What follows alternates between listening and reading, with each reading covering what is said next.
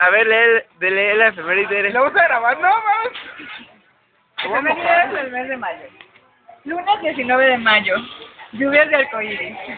Bajo la lluvia, vengo con la melancolía de la creación. Nadie en su contra. Yo tigué, di algo, grita. Siéntate orgulloso de ti ¿Vieron los mismo, güey. arcoíris caer hacia mí? Sí. ¡Culeros! ¡Culeros! Yo no dije nada de eso. Ya. Ya. Es orgulloso.